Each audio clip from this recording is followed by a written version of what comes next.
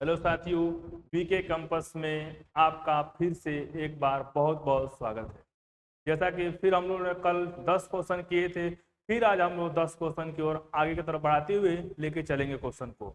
आइए, क्वेश्चन आपके बोर्ड पे लग चुका है और क्वेश्चन को पढ़िए धीरे धीरे और क्वेश्चन को उत्तर भी दीजिएगा। तो पहला क्वेश्चन देखिए लग गया है, 11 नंबर क्वेश्चन। तो क्वेश्चन लग गया है, आप लोग क्वेश्चन को पढ़िए, क्वेश्चन क्या लिखा है आप उसको पढ़ के उत्तर को दीजिएगा। तो क्वेश्चन लिखा है कि चंद्रमा का आकार पृथ्वी के आकार का लगभग डैश डैश है। मैंने पूछा है चंद्रमा का आकार पृथ्वी के आकार का लगभग है, कितना है? तो ऑप्शन में दिया है 1/3, 1/4, 1/5, 1/6। आपको बताना है कौन सा विकल्प सही होगा। तो विकल्प नंबर मेरे प्यारे साथियों सही होगा आपका विकल्प नंबर बी सही होगा। कौन सा विकल्प नंबर? तो विकल्प नंबर बी आपका सही होगा। तो देखिए नीचे साइड में दिया भी गया है एक्सप्रेशन का कि चंद्रमा पृथ्वी का एकमात्र उपग्रह है। चंद्रमा क्या है? तो पृथ्वी का मात्र एक उपग्रह है और यह सौरमंडल का 5वां सबसे विशाल, सौरमंडल का 5वां सबसे विशाल प्राकृतिक उपग्रह है। कैसा है? तो प्राकृतिक उपग्रह है और चंद्रमा पृथ्वी का एकमात्र प्राकृतिक उपग्रह है। और ध्यातव्य है कि ज्वार भाटा का आने का एक कारण सूर्य एवं चंद्रमा का गुरुत्वाकर्षण बल भी है। माने ज्वार आने का कारण क्या है? तो सूर्य एवं चंद्रमा का गुरुत्वाकर्षण बल भी है। आइए हम लोग अगले क्वेश्चन की ओर बढ़ते हैं। क्वेश्चन नंबर, आइए ये क्वेश्चन नंबर आ गया आपके स्क्रीन पे। क्वेश्चन को पढ़िए और उत्तर आप दीजिएगा। क्वेश्चन लिखा गया है कि नासा के अनुसार सूर्य के बाद पृथ्वी के निकटतम सितारा कौन सा है? किसके अनुसार? तो नासा के अनुसार सूर्य के बाद पृथ्वी के निकटतम सितारा कौन सा है? वह सितारा का नाम बताना है। तो ऑप्शन में 4 सितारा दिया गया है। अल्फा सेंचुरी है, बनार्ड स्टार है, प्रॉक्सिमा सेंचुरी है और विकल्प नंबर 4 है सीरियस। तो बताना है कौन सा विकल्प इसमें सही होगा। ए सही होगा कि बी सही होगा कि सी सही होगा कि डी सही होगा? तो विकल्प नंबर आपका सही होगा सी। कौन सा विकल्प? तो विकल्प नंबर आपका सी वाला सही होगा। इसी को हम लोग नासा के अनुसार सूर्य के बाद पृथ्वी का निकटतम सितारा कौन सा है? तो प्रॉक्सिमा सेंचुरी है। देखिए साइड में लगाया गया गया इसके एक्सप्रेशन के बारे में थोड़ा सा पढ़ लीजिए डिटेल में कि अल्फा सेंचुरी एक तारा नहीं है। अल्फा सेंचुरी क्या है? एक तारा नहीं है बल्कि तारा व्यवस्था है। मैंने लिखा गया कि अल्फा सेंचुरी एक तारा नहीं है। आगे क्या लिखा है कि बल्कि तारा व्यवस्था है। क्या है? तारा व्यवस्था है। और इसके अंतर्गत 3 तारे आते हैं। इसके अंतर्गत कितने तारे? तो इसके अंतर्गत 3 तारे आते हैं। तो पहला तारा का नाम है अल्फा सेंचुरी ए, दूसरा है अल्फा सेंचुरी बी और तीसरा है प्रॉक्सिमा सेंचुरी।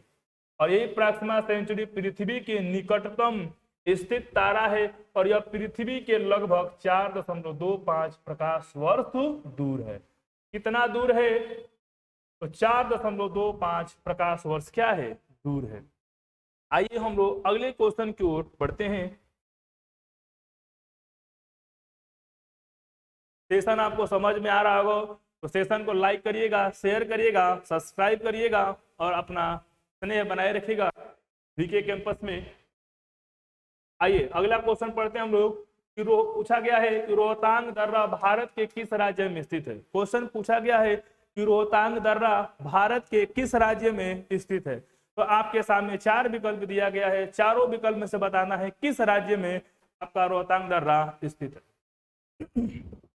देखिएगा, पहला विकल्प है हिमाचल प्रदेश, दूसरा विकल्प है जम्मू और कश्मीर, तीसरा विकल्प है उत्तराखंड, चौथा विकल्प है सिक्किम। तो ये आपका रोहतांग जो दर्रा है आपका स्थित है हिमाचल प्रदेश में। कहाँ स्थित है? तो हिमाचल प्रदेश में। विकल्प नंबर आपका ए सही होगा। क्या होगा? विकल्प नंबर आपका ए सही होगा। किस राज्य में है? तो हिमाचल प्रदेश में। आइए देखते हैं इसके बारे में। तो रोहतांग दर्रा हिमाचल का एक प्रमुख दर्रा है। रोहतांग दर्रा क्या है? हिमालय का एक प्रमुख दर्रा है। और रोहतांग दर्रा हिमाचल प्रदेश में स्थित है। कहाँ है? तो हिमाचल प्रदेश में स्थित है। यह दर्रा हिमाचल प्रदेश में लगभग 13,050 फीट व समुद्र तल से लगभग 4,111 मीटर की ऊंचाई पर स्थित है। कितने? देखिएगा कि हिमाचल प्रदेश में लगभग 13,050 फीट व समुद्र तल से लगभग 4,111 मीटर की ऊंचाई पर स्थित है। आइए हम लोग अगला क्वेश्चन देखते हैं। लिखा गया है, अगला क्वेश्चन देखिएगा, आपके बोर्ड पर आ रहा है।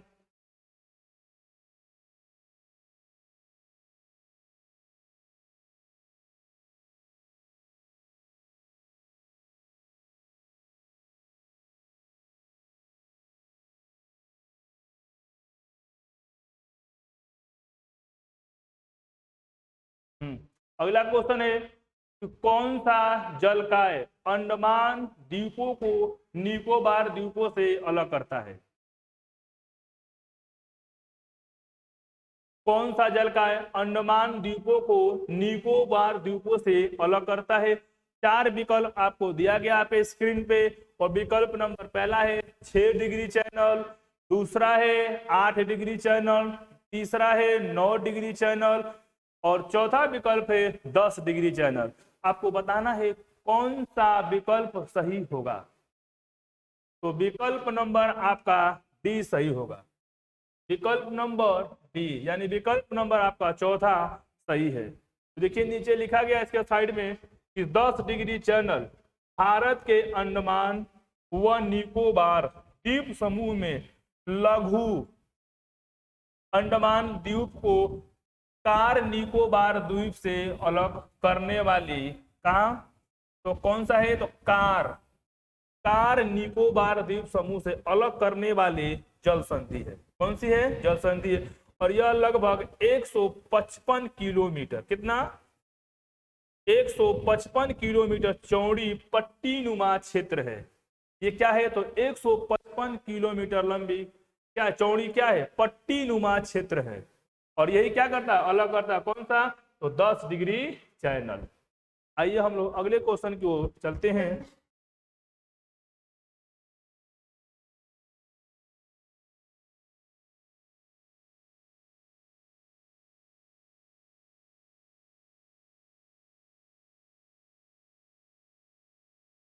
आइए अगले क्वेश्चन की ओर बढ़ते हैं। लिखा अगला क्वेश्चन, पटाखा किस देश की मुद्रा है? बताइएगा आप लोग, पटाखा किस देश की मुद्रा है? अगला क्वेश्चन है पटाखा किस देश की मुद्रा है? चार विकल्प है, पनामा है, लाओस है, मकाऊ है, मेक्सिको है। चारों में से बताना है किस देश की मुद्रा है पटाखा। तो पटाखा मकाऊ देश की मुद्रा है। किस देश की मुद्रा है? तो मकाऊ देश की मुद्रा है। लिखा गया है कि मैकनीज पटाखा मकाऊ देश की मुद्रा है। मकाऊ चीन का एक विशेष प्रशासनिक क्षेत्र है और मकाऊ पर्ल नदी डेल्टा के पश्चिम में स्थित है। कहाँ है? तो मकाऊ पर्ल नदी, कौन सी नदी है? पर्ल नदी डेल्टा के पश्चिम में स्थित है और इसकी सीमाएं गुआंगडोंग प्रांत से उत्तर में मिलती है एवं दक्षिण पूर्व में दक्षिण चीन सागर स्थित है। और इसे एशिया के लास वेगास के उपनाम से भी जाना जाता है। देखिएगा सबसे इंपॉर्टेंट क्वेश्चन है, यहां से बन रहा है कि इसे एशिया का लास वेगास, क्या कहा गया है? लास वेगास के उपनाम से भी जाना जाता है। आएगा। आई होप कि आपको क्वेश्चन समझ में आया होगा। क्वेश्चन आपको समझ में आए तो सेशन को लाइक करिएगा, शेयर करिएगा और चैनल को सब्सक्राइब करिएगा और वीडियो को भी शेयर करिएगा।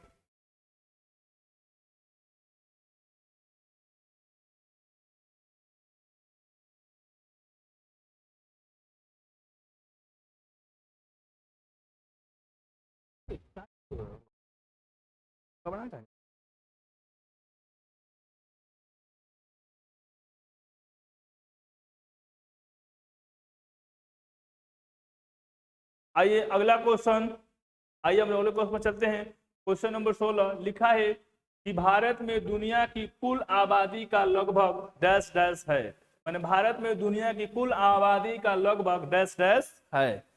तो विकल्प है 12%, 15%, 14% है, 17% है। आप बताइएगा कौन सा विकल्प सही होगा, 12 सही होगा कि 14 सही होगा कि 15 सही होगा कि 17 सही होगा। तो आपका विकल्प नंबर डी सही है, आपका विकल्प नंबर डी वाला सही है। तो लिखा भी गया है साइड में कि भारत की जनसंख्या विश्व की जनसंख्या का लगभग 17.5% है। विश्व का सबसे ज्यादा जनसंख्या वाला देश चीन है लगभग। अब चीन नहीं रह गया है और देश का सबसे ज्यादा संख्या वाला देश कौन सा बन गया है, भारत। तो लगभग 142 करोड़, 142 करोड़। मैंने चीन को भी पीछे छोड़ दिया है भारत। और जनसंख्या के मामले में प्रथम स्थान पर कौन आएगा, भारत आएगा। दूसरे नंबर पे चीन आएगा। पहले चीन था, अब कौन सा देश आएगा, भारत आएगा। आइए अब हम लोग अगले क्वेश्चन की ओर बढ़ते हैं।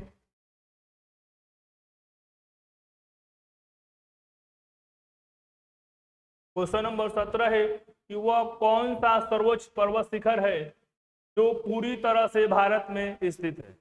क्वेश्चन नंबर 17 में कहा गया है कि वह कौन सा सर्वोच्च पर्वत शिखर है जो पूरी तरह से भारत में स्थित है। तो 4 विकल्प आपके सामने हैं। पहला है कंचनजंगा, दूसरा है नंदा देवी, तीसरा है केटू, केटू को गार्डविन आश्रम के नाम से भी जानते हैं, और चौथा विकल्प हम लोग का है कामेट। तो बताना है चारों विकल्पों में से कौन सा विकल्प भारत में स्थित है। बताइए आप लोग कौन सा विकल्प होगा। तो विकल्प नंबर आपका बी वाला सही होगा, नंदा देवी। कौन सा, नंदा देवी। यही क्या है, जो पूरी तरह से भारत में स्थित है। कौन, नंदा देवी। नंदा देवी जो पर्वत है ये क्या है, पूरी तरह से भारत में स्थित है। देखिएगा नीचे साइड में लिखा गया साइड में कि नंदा देवी भारत का सर्वोच्च पर्वत शिखर है। क्या है, नंदा देवी भारत का सर्वोच्च पर्वत शिखर है जो पूर्णतः भारत में स्थित है। कहाँ है, जो पूर्णतः भारत में क्या है, स्थित है। अगला लाइन में इसकी ऊंचाई लगभग 7,817 मीटर है। अगर आपसे इसकी ऊंचाई पूछ दे नंदा देवी की, तो नंदा देवी की ऊंचाई है 7,817 मीटर। कितना है, 7,817 मीटर है। आगे देखिएगा, कंचनजंगा महान हिमालय श्रेणी सिक्किम में भारत और नेपाल की सीमा पर स्थित है। कौन सा, जो कंचनजंगा है कहाँ है, ये है भारत। भारत कहाँ, सिक्किम। भारत के सिक्किम और कहा प्लस नेपाल की सीमा पर है। कहाँ है, नेपाल की सीमा पर स्थित भारत का सर्वोच्च पर्वत शिखर लगभग 8,586 मीटर। कितना है ये, 8,586 मीटर है। अगला है कामेट। कामेट पर्वत भारत के गढ़वाल क्षेत्र में नंदा देवी पर्वत के बाद सबसे ऊंचा पर्वत शिखर है, लगभग 7,756 मीटर। कितना है, 7,756 मीटर है। अगला है गार्डविन आस्टिन या केटू पर्वत हिमालय का नहीं बल्कि पीओके में कश्मीर के काराकोरम पर्वतमाला श्रेणी की सबसे ऊंची चोटी है। जो केटू है क्या है, देखिएगा केटू पीओके में कश्मीर के काराकोरम पर्वत श्रेणी। कहा, तो कश्मीर के काराकोरम पर्वत श्रेणी की सबसे ऊंची चोटी है। लगभग कितना है, तो 8,611 मीटर। कितना है, 8,611 मीटर है। और विश्व की सर्वोच्च पर्वत चोटी एवरेस्ट है।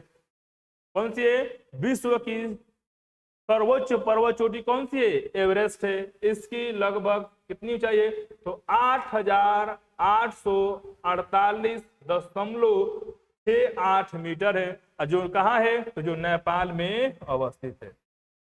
कौन नेपाल में अवस्थित है, तो ये आपका एवरेस्ट। यही क्या है, सबसे ऊंची चोटी है। आइए दोस्तों हम लोग अगले क्वेश्चन की ओर बढ़ते हैं।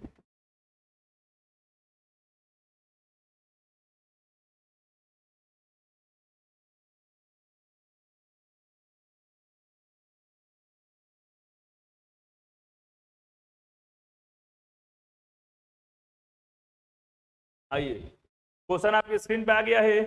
18 नंबर लिखा है कि नीलम संजीव रेड्डी भारत के डैश डैश राष्ट्रपति थे। नीलम संजीव रेड्डी भारत के डैश डैश थे। कौवे नंबर के पूछा है कि जो नीलम संजीव रेड्डी थे भारत के कितने नंबर के राष्ट्रपति थे, तो आपको बताना है। विकल्प आपके सामने 4 दिया गया है। पहला विकल्प है 5वें नंबर का, दूसरे विकल्प है 6वें नंबर का, तीसरा विकल्प है 7वें नंबर का, चौथा विकल्प है 8वें नंबर का। आपको बताना है कि नीलम संजीव रेड्डी किस नंबर के राष्ट्रपति, तो बताइएगा। आपका विकल्प नंबर सही होगा 6वें नंबर का। कौन से नंबर के थे, तो 6वें नंबर के ये राष्ट्रपति थे। कौन, नीलम संजीव रेड्डी। देखिए इनके बारे में लिखा भी गया है कि नीलम संजीव रेड्डी भारत के 6ठे राष्ट्रपति थे। उनका कार्यकाल जुलाई 1977 से जुलाई 1982, देखिएगा जुलाई 1977 से जुलाई 1982 तक रहा। वे भारत के पहले गैर कांग्रेसी राष्ट्रपति थे। वो क्या थे, भारत के पहले गैर कांग्रेसी राष्ट्रपति थे। और ये भारत के एकमात्र ऐसे राष्ट्रपति थे जो निर्विरोध निर्वाचित हुए थे। माने भारत के एकमात्र ऐसे राष्ट्रपति थे जो क्या हुए थे, निर्विरोध निर्वाचित हुए थे। आइए दोस्तों हम लोग अगले क्वेश्चन की ओर बढ़ते हैं।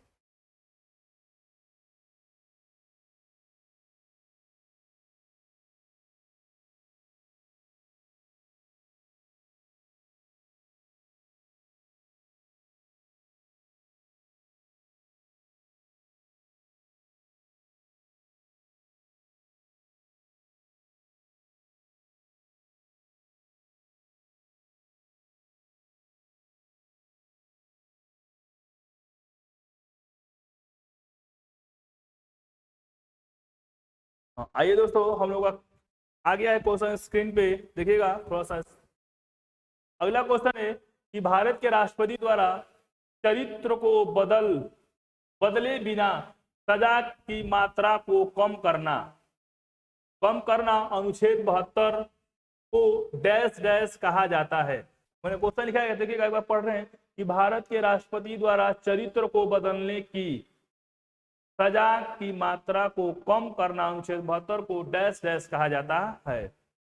मैंने जो सजा होती है उसको कम करने को क्या कहा जाता है, तो विकल्प 4 आपके सामने दिया गया है। चारों विकल्पों में से बताना है कौन सा विकल्प आपका सही होगा। पहला विकल्प आपका है मोहलत, दूसरा विकल्प आपका है दंड विराम, तीसरा विकल्प आपका है क्षमादान और चौथा विकल्प आपका है विनिमय।